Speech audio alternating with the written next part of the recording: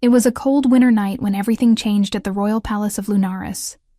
Helena, now 35 years old, worked as the royal librarian, a discreet position that allowed her to live in the shadows, far from the spotlight of the court. She had learned long ago that women like her, without noble lineage and without a powerful wolf, did not belong in the world of alphas. But it was not always like this. There was a time, 15 years ago, when she was just a young woman of 20, full of dreams and hopes. That was when she met Adrian, the crown prince at the time, during a full moon festival. They talked all night under the stars, and Helena felt something she had never experienced before. A deep, visceral connection, as if their souls recognized each other. For 3 magical months, they met in secret. Adrian was different from the other arrogant nobles. He listened to her, laughed with her, made her feel seen. Helena fell hopelessly in love and dared to dream the impossible. Then she wrote the letter. A letter pouring out her heart, revealing her deepest feelings, confessing that she felt they were destined for each other. She planned to deliver it personally, but on the night scheduled for their meeting, everything fell apart. Adrian did not show up. Instead, she heard the announcement. The prince was engaged to Lady Morgana, an alpha of pure lineage, powerful and politically valuable. The wedding was scheduled for the following month. Helena felt her world collapse. She never delivered the letter. She kept it at the bottom of a wooden box, along with her shattered dreams, and vowed never to be so foolish again. She accepted the position of librarian, a job that would keep her close to the books she loved, but far from the heart of pack politics. 15 years passed. Adrian became king after his father's death. His marriage to Morgana ended in divorce after 10 years without heirs, a scandal that shook the kingdom. Now, at 40 years old, he ruled. Alone, cold and distant, nothing like the warm young man Helena had known. She saw him sometimes, when she needed to deliver old documents or historical reports. He never recognized her, never showed any sign of memory of that distant summer.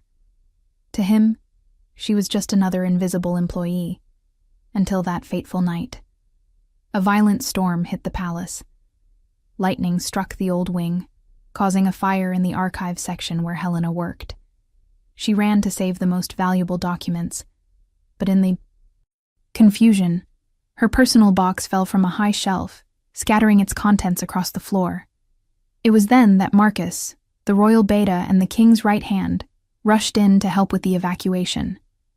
Among the scattered papers, he saw something that caught his attention. An old letter, yellowed with time, addressed to Adrian, my prince. Marcus knew that delicate handwriting. He remembered Helena from that summer, 15 years ago. He had always known there was something between her and Adrian, although his friend had never spoken about it after the forced engagement to Morgana. Without Helena noticing, Marcus took the letter with him. 3 days later, during a private meeting, Marcus handed the letter to the king. "Your Majesty, I found this in the archives after the fire. I believe you should read it." Adrian took the letter with indifference, assuming it was just another old document. But when he saw his own name written in that handwriting, something in his chest tightened. He opened the letter and began to read. "My dear Adrian, I write these words with a heart overflowing with feelings that I can no longer keep inside. Since the day we met under the full moon at the festival, my life has changed in ways I never imagined possible. You made me feel seen, heard, valued. When I am with you, I am not just Helena, the young woman without lineage or power. I am someone special, someone who matters. I know that our difference in position makes this complicated. I know that you are the crown prince, and I am just a daughter of Omegas. But when we are together, when you hold my hand and look at me that way, I feel something that goes beyond logic or reason. I feel that we are destined. My wolf, who has always been so quiet and discreet, howls inside me when you approach. It is as if she recognizes something in you, something primal and true. I am afraid of being foolish. I am afraid of seeing signs where there are none. But I cannot ignore what I feel. I cannot pretend that these 3 months have not meant everything to me. So I am writing this letter to be honest with you and with myself. I am in love with you, Adrian. Deeply, completely, irrevocably in love. If you feel a fraction of what I feel, if there is any possibility that we can have a future together, please tell me. Meet me in the rose garden tomorrow at midnight. I will be there, waiting, with this letter in hand and my heart open. But if you do not come, I will understand. I will keep these moments as precious memories and move on. I will not bother you or cause problems. I will simply disappear from your life as quietly as I entered it. Whatever your decision, I want you to know that these were the happiest months of my life. You gave me the gift of feeling special, even if for a brief moment in time. With all my heart and soul, Helena. Adrian finished reading the letter and was completely paralyzed. His hands were shaking. His heart was beating irregularly. Memories that he had buried deeply began to resurface like an avalanche. Helena. Sweet Helena, with honey-colored eyes and a shy smile. The young woman who had made him laugh like no one else could. The only person with whom he could just be Adrian, not the prince with the weight of 1,000 expectations on his shoulders. He remembered that summer perfectly. Every conversation, every shared laugh, every stolen moment. He had fallen in love with her too, deeply. He was planning to talk to his father, to challenge traditions if necessary. But then his father summoned him to an urgent meeting. The pack was on the verge of a territorial war. The only way to avoid bloodshed was an alliance through marriage with Morgana's clan. His father did not ask, he ordered. It was his duty as prince, as future king. Adrian begged for time, just a few weeks to resolve personal matters. His father refused. The engagement was announced immediately, and he was kept under constant surveillance to ensure he fulfilled his duty. He had planned to find Helena, explain the situation, promise that they would find a way to be together after the political tensions calmed down. But before he could do that, Marcus brought him devastating news. Helena had left the capital. She disappeared without a trace, without a word of goodbye. Adrian assumed she had found out about the engagement and decided to move on. He was devastated, but accepted it as another cruel consequence of his position. He married Morgana. Out of duty, lived 10 years in a loveless marriage, and eventually became the lonely and distant king he was today. But now, holding that yellowed letter, he realized the terrible truth. Helena had been there. She had been waiting in the rose garden that night at midnight, with her heart open and the letter in her hands. But he never came. She must have thought he had abandoned her, that their 3 months together meant nothing to him, that she had been just another foolish girl dreaming above her station. The realization hit him like a physical blow. All these years, she had believed he did not care. All these years, she had carried that pain, that rejection. And all these years, she had been here, in his palace, working quietly in the library while he walked past her without even recognizing her. How could he have been so blind? How could he not have recognized the woman who had once meant everything to him? But he knew the answer. He had forced himself to forget. The pain of losing her, combined with the misery of his arranged marriage, had been too much to bear. So he buried those memories deep, locked them away, and became the cold, efficient king everyone expected him to be. But now those memories were flooding back with overwhelming force. He remembered the way she laughed, throwing her head back with pure joy. He remembered how her eyes lit up when she talked about the books she loved. He remembered the softness of her hand in his, the warmth of her smile, the way she made him feel truly alive for the first time in his privileged but suffocating life. And he remembered something else, something that made his blood run cold. He remembered the strange pull he felt toward her, the way his wolf had been unusually calm and content in her presence. At the time, he had been too young and too distracted by political pressures to understand what it meant. But now, with 15 years of experience and the wisdom that came with age, he understood perfectly. Helena was his true mate. The bond had been there all along, quiet and patient, waiting to be acknowledged. But they had both been too young, too constrained by circumstances, too afraid to recognize it for what it was. And now, 15 years had been lost. 15 years of loneliness, of living half a life, of wondering why nothing ever felt quite right. Adrian stood up abruptly, the letter still clutched in his hand. Marcus, where is she? Where is Helena right now? Marcus replied, who had been waiting quietly. She is in the library, Your Majesty. She has been working late every night since the fire, trying to restore and catalog the damaged documents. Adrian was already moving toward the door. Marcus called after him, Your Majesty, it is past midnight. Perhaps you should wait until morning. Prepare what you want to say. Adrian stopped and turned to face his oldest friend. I already waited once, Marcus. I waited and I lost her. I will not make that mistake again. He strode through the palace.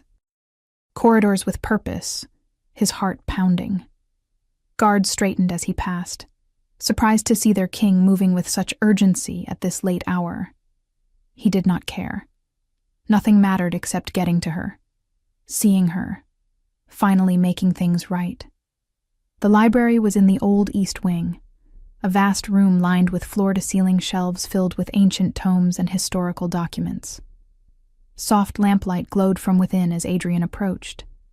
He paused at the doorway, suddenly uncertain. What would he say? How could he possibly explain or apologize for 15 years of pain? Through the doorway, he could see her. Helena stood on a ladder, reaching for a book on a high shelf. She was wearing a simple gray dress, her dark hair pulled back in a practical bun. She looked older, of course, but still beautiful. Still her. As if sensing his presence, she turned and looked down. Their eyes met. He saw the exact moment recognition hit her. Her face went pale, her hand gripping the ladder for support. Your Majesty? She said, her voice barely above a whisper. She quickly descended the ladder and dropped into a formal curtsy, her eyes fixed on the floor. How may I serve you at this late hour? The formality, the distance in her voice, cut him like a knife. But what had he expected? That she would run into his arms after 15 years of silence? He stepped into the library, closing the door behind him. The click of the latch seemed very loud in the quiet room. Helena, he said softly. She flinched at the sound of her name on his lips. Please do not call me that, Your Majesty. I am simply the librarian. We need not pretend any familiarity. Her words were carefully neutral, but he could hear the pain underneath. 15 years of pain, carefully hidden but never healed. He held up the letter. I read this tonight. I need you to know that I never received it. I never knew you were waiting for me that night. Helena's eyes widened as she saw the letter she had written. So long ago, the letter she thought was safely hidden forever. Where did you get that? Her voice was shaking now. That is private. You had no right. I had every right, Adrian said, his voice rough with emotion. Because it was written to me. Because it reveals a truth that I have been blind to for 15 years. Helena, look at me. Please. Slowly, reluctantly, she raised her eyes to meet his. He saw so much in those honey-colored eyes. Pain, yes, but also strength. A life for herself despite the heartbreak she had built. But he also saw something else. Something that made his heart leap. The ember of that old feeling was still there, buried deep, but not extinguished. "I did not abandon you by choice," he said, taking a step closer. "My father summoned me that day. There was a crisis, a threat of war. He forced the engagement to Morgana, announced it before I could speak to you, before I could explain. I tried to find you afterward, but you had disappeared. I thought you had heard about the engagement and left because you wanted nothing to do with me." Helena shook her head, a bitter smile on her lips. "I did hear about the engagement. The whole kingdom heard. It was announced everywhere, celebrated everywhere. And I realized what a fool I had been, thinking that a prince would ever choose someone like me." "You were never a fool," Adrian said fiercely. "You were brave.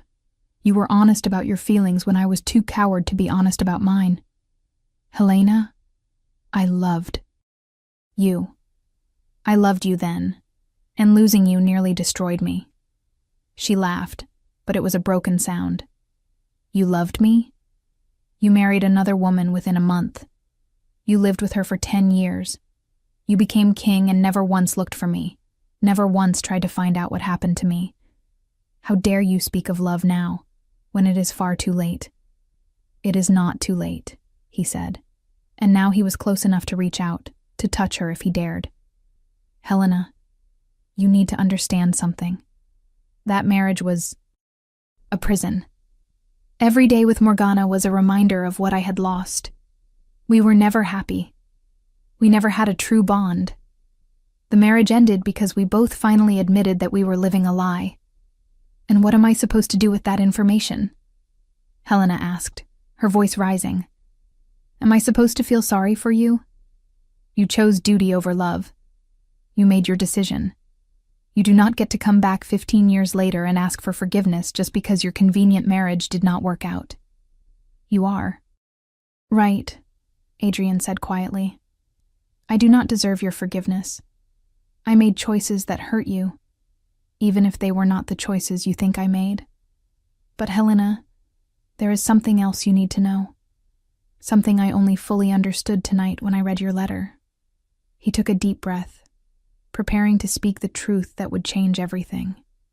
"When you wrote that your wolf recognized something in me, that it howled when I was near, did you know what that meant?" Helena's expression shifted, confusion mixing with her anger.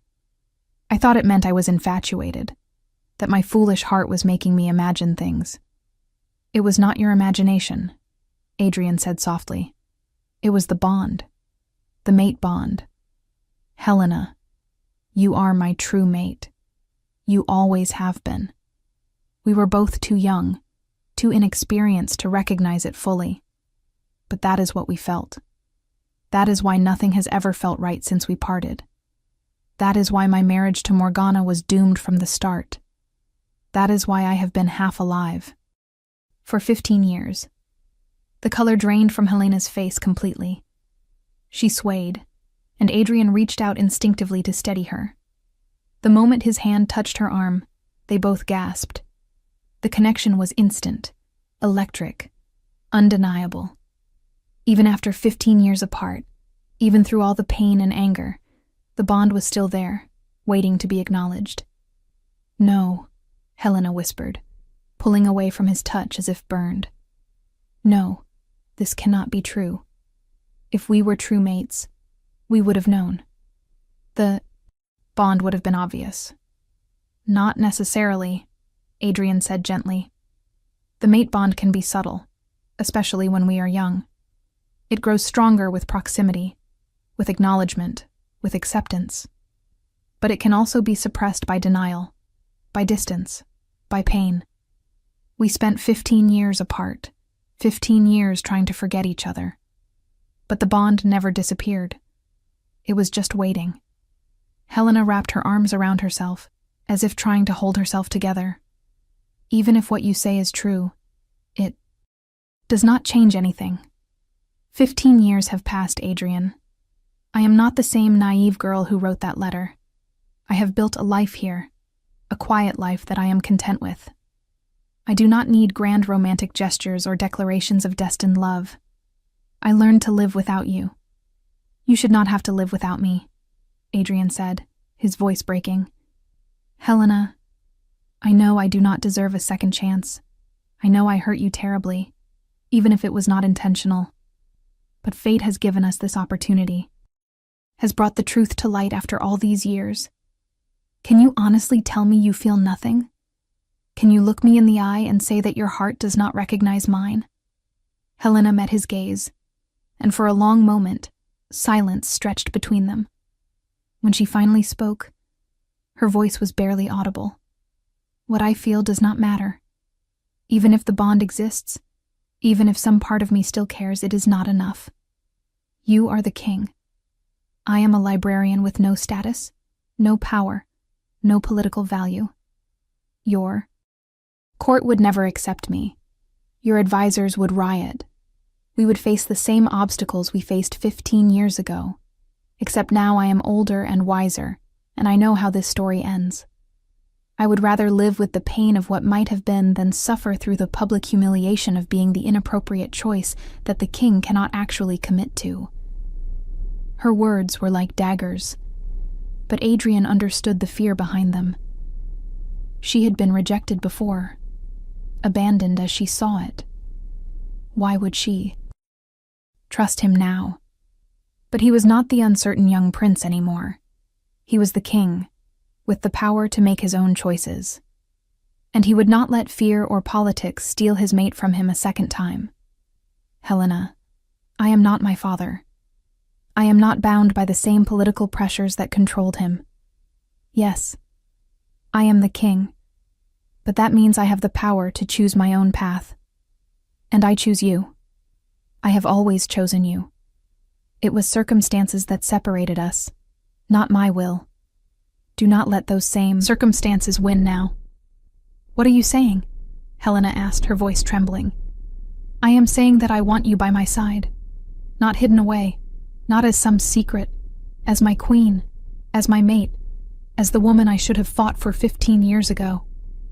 Adrian, that is insane, Helena said, shaking her head. Your court will never allow it. They expect you to marry another alpha, someone with political connections, someone who can strengthen the kingdom.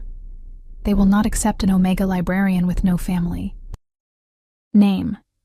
Then they will learn to accept it, Adrian said firmly. Or they will find themselves looking for new positions. I have spent 15 years being the dutiful king, making decisions based on politics and strategy. It has brought me nothing but misery. I will not sacrifice my mate a second time for the approval of people who do not have to live with the consequences of my loneliness. Helena stared at him, and he could see the war playing out in her eyes. Hope battling against fear. Desire battling against self-protection. He took another step closer, close enough that he could smell the faint scent of old books and vanilla that clung to her. Close enough that his wolf was howling with joy at finally being near its mate again. Please, he whispered. Please give us a chance. Give me a chance to prove that I will not abandon you again. Let me spend every day for the rest of our lives making up for the 15 years we lost. You do not have to decide everything tonight. Just give me permission to court you properly, to show you that this is real. I am afraid, Helena admitted, and the raw honesty in her voice nearly broke him. I am afraid to believe you. I am afraid to hope. I am afraid that if I let myself love you again, I will lose myself completely when it all falls apart. It will not fall apart, Adrian promised. Not this time. I know you have no reason to trust me, but I am asking you to try. I am asking for the chance to earn back what I lost. He reached out slowly, giving her time to pull away, and gently took her hand. The contact sent warmth spreading through both of them, the mate bond recognizing and celebrating their proximity. Helena looked down at their joined hands, and a single tear rolled down her cheek. I never stopped loving you, she whispered. I tried. I tried so hard to forget, to move on. But my heart never listened. Every time I saw you in the palace, even from a distance, It was like a knife twisting in my chest. I hated you for what you did to me, but I never stopped loving you. And I never stopped loving you, Adrian said, lifting her hand to his lips and pressing a gentle kiss to her knuckles. You have been the ghost that haunted every moment of my life, every decision I made, every lonely night, every time I tried to feel something for someone else. You were there. The memory of you, the loss of you, the hole you left in my soul. They stood there in the quiet library, hands clasped, years of pain and longing hanging in the air between them. Finally, Helena spoke. If we do this, if I agree to let you court me, there have to be rules. I will not be a secret. I will not be someone you visit in the shadows while you maintain appearances elsewhere. If you truly mean what you say about choosing me, then I need to see evidence of that choice. I need to see you willing to face the disapproval, to fight the battles, to stand by me even when it is difficult. I agree to all of that, Adrian said. Immediately. In fact, I will do you one better. Tomorrow morning I am calling a council meeting. I am going to announce my intention to court you publicly. Let them object. Let them argue. Let them threaten. I will not hide you, Helena. Not now. Not ever. Helena searched his face, looking for any sign of doubt or hesitation. Finding none, she slowly nodded. All right. We can try. But Adrian, I need you to understand something.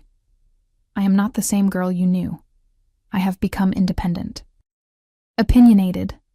Comfortable with solitude. I will not simply mold myself to fit into your world. If you want me, you get all of me, including the parts that are inconvenient for a queen. I would not want you any other way, Adrian said. And he meant it. The Helena he remembered had been sweet and gentle. But even then, he had glimpsed the strength underneath. 15 years of surviving on her own had only made her stronger, and he loved her for it. He reached up slowly, telegraphing his movements, and cupped her face gently in his palm. She leaned into the touch despite herself, and he saw the exact moment when her walls began to crack. "May I?" he asked softly, his gaze dropping to her lips. Helena hesitated for only a moment before nodding. Yes. The kiss was gentle at first, tentative, 15 years of separation making them almost shy with each other. But then the mate bond flared to life, the recognition and rightness of it overwhelming them both. Helena made a small sound in the back of her throat and pressed closer, her hands coming up to grip the front of his shirt. Adrian deepened the kiss, pouring 15 years of longing and regret and love into it. When they finally broke apart, both breathing hard, Adrian rested his forehead against hers. "You were mine all along," he whispered, "even when I did not know it, even when we were apart. You were always mine, and I was always yours. And I was always yours," Helena agreed softly. "Even when I hated you, even when I tried to. Forget you, even when I told myself it was impossible. My heart knew the truth." They stood there in the lamplight of the ancient library, surrounded by books and history, finally reunited after 15 years of separation. It would not be easy. The court would object, politics would intrude, there would be battles to fight, and prejudices to overcome. But for the first time in 15 years, both Helena and Adrian felt complete. The next morning, true to his word, Adrian called an emergency. Council meeting.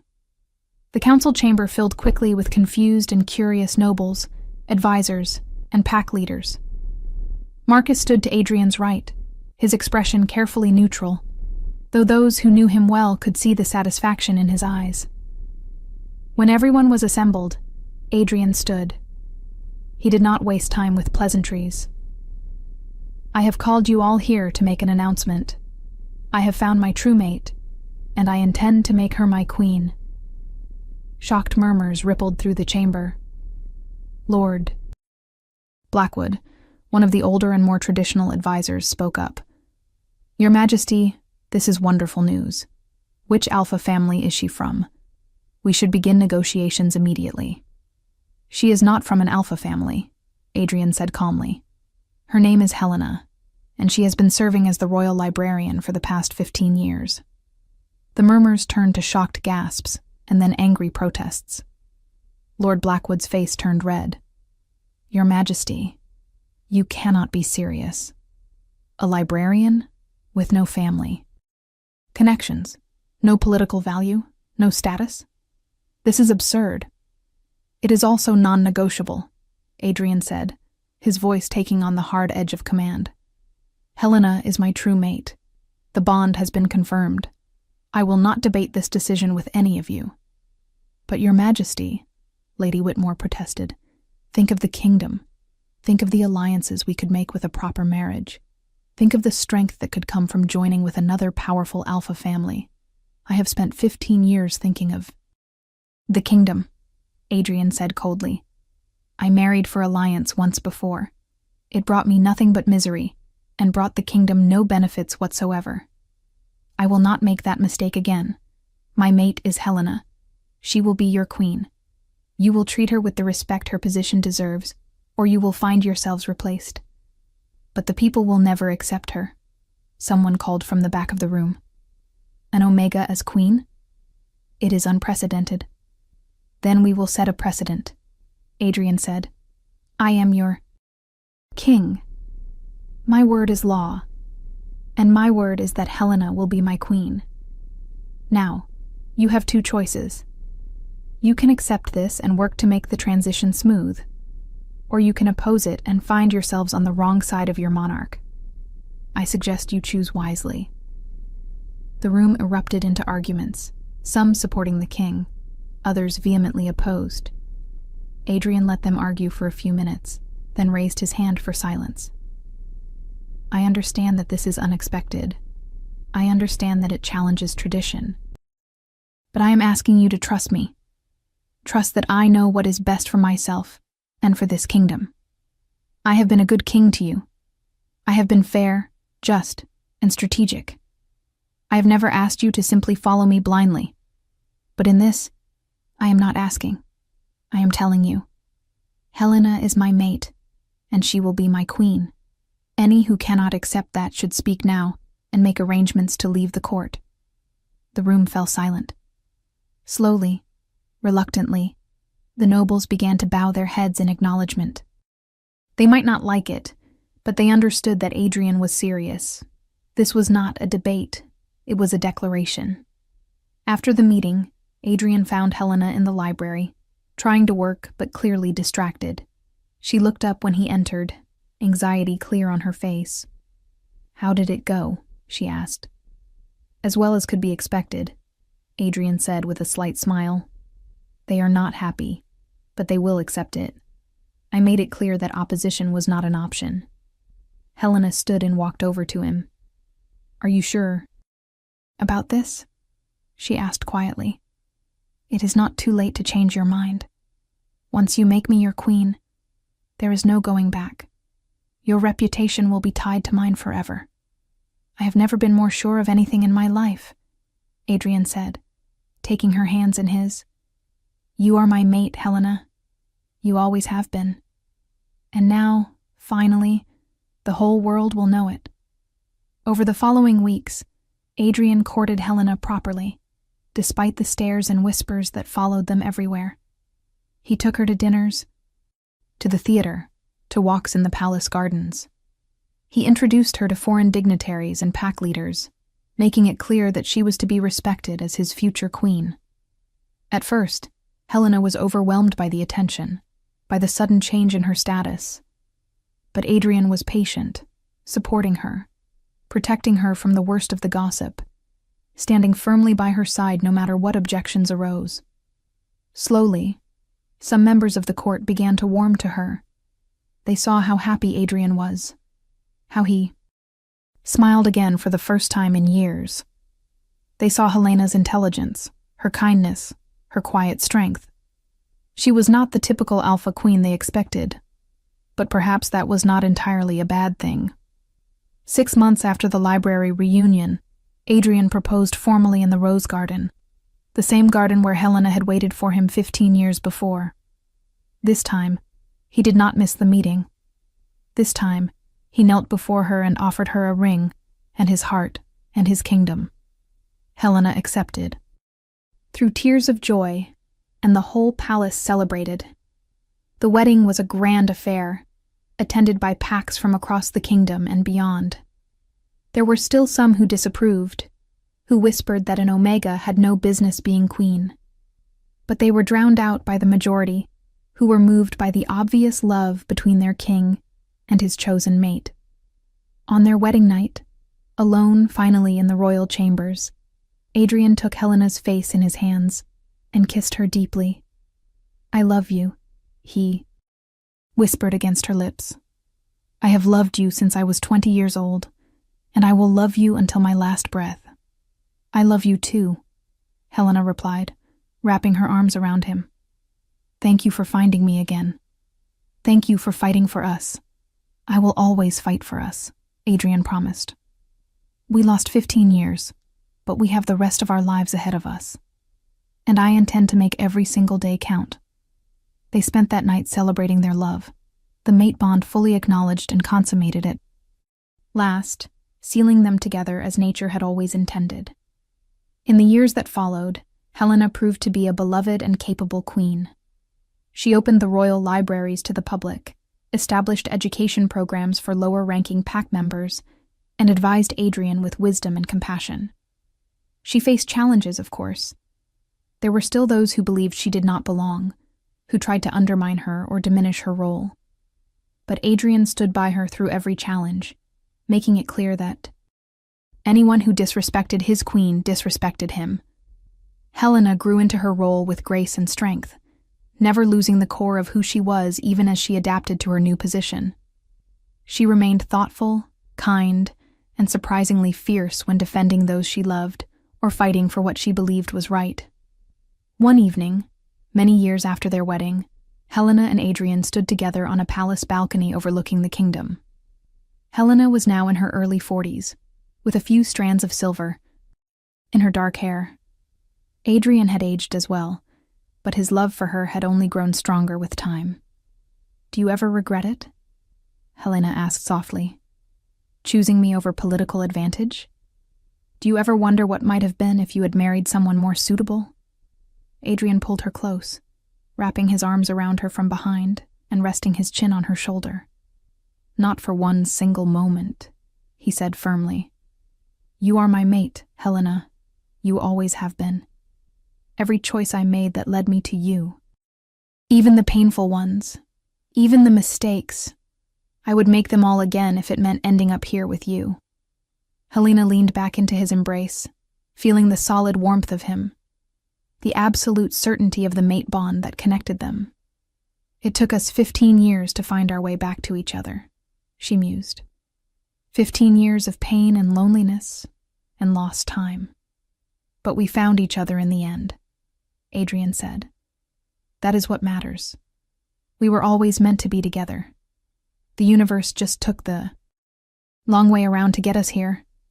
Helena turned in his arms to face him, reaching up to touch his face gently. "Sometimes I still cannot believe this is real, that I am here with you, that I am your queen, that we finally got our happy ending." "Believe it," Adrian said, capturing her hand and pressing a kiss to her palm.